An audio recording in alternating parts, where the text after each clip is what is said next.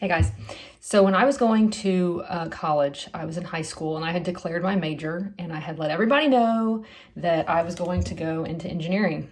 And I remember a few people, particularly some teachers, would come and tell me, hey, I know some engineers, you should go talk to them and get their story, get their take on engineering. And I remember being like, okay, give me their names and I'll contact them, and never did. Of course, I was 17, graduating from high school, and I was just like, I don't need to talk to them. And besides, I, don't want them to ask me too many questions, because what if they tell me I shouldn't go into engineering? I don't know why I would think that at 17, but I remember being like, I don't want to talk to too many people about this that are actually engineers, because what if they, find out that I'm a phony? So I remember getting to A&M, Texas A&M, and of course I've talked a little bit about my calculus exams and having to learn how to relearn how to study. And one of my first exams, I bombed.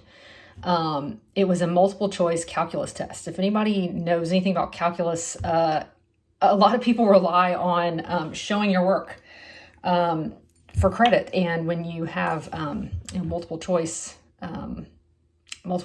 answers, then there's no room for error. So I remember bombing that. I bombed it bad. And I remember calling home to my dad. I remember calling home and I wanted to talk to mom.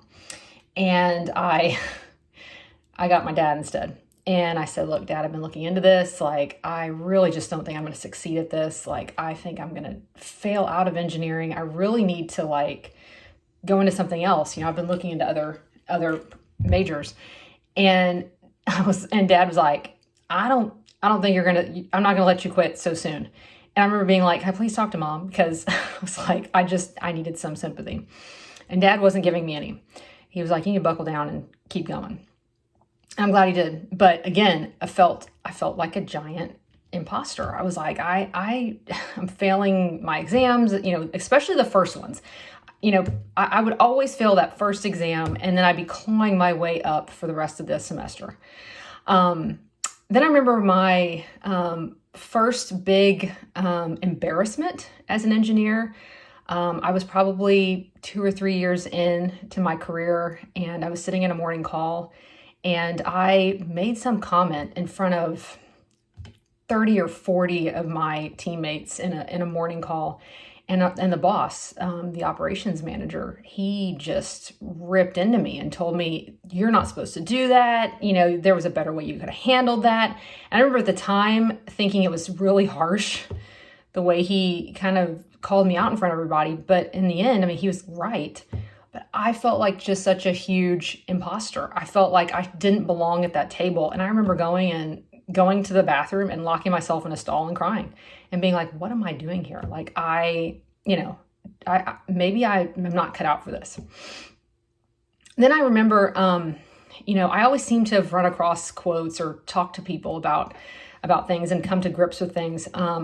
And what I started realizing, and I was doing this in college too, to get through, was that people really don't care how much you know until they know how much you care. So with respect to my engineering exams and my calculus exams, if I bombed them, I didn't even realize I was doing this, but I was going and talking to my professors. I was sitting in their offices and asking them how I could get better, because I cared. Like, I really wanted to succeed. I really cared in this. And what I found, that there were a lot of students in engineering that would bomb the exams or wouldn't do so well, and then they would try and get out of the course. I guess you'd call it Q drop. They would try and drop the course. And I was bound and determined not to drop the course. I wanted to try and figure out how to do better. And so I remember thinking that one of my professors said, nobody, I know how much you care about this. And I would always go to the professor's office right before finals, right before we let out for the summer. And I remember, I would sit in their office and ask, like, how did I do in the class? How could I have done better? So they knew I cared. And that's what happened in engineering. I took that total embarrassment, and I remember going offshore and going out to talk to the guys that I was working with, and gals. But I remember thinking, I really want them to know how much I care, and showing them how much you care means being there and listening to them and listening to what their concerns are and how you can help them as an engineer. And little by little, I found that they knew how much I cared, and they wanted me to succeed, and they wanted them to succeed. So it was a huge turning point in understanding that, people may see you as a female engineer and think, she's not going to be as good as a male, or she's, not prepared for that. But what I think you can bring to the table is, you care. And you'll find in life that people will, there could be people that take advantage of that use your generosity, to further their careers or further their things. But you can rest assured that in the end that you're being your most authentic self by caring, and by, being the exact opposite of an imposter. You're being your true authentic self. So that's what I'm going to leave with you with today is, people don't care how much you know until they know how much you care. And they'll give you an opportunity and a chance when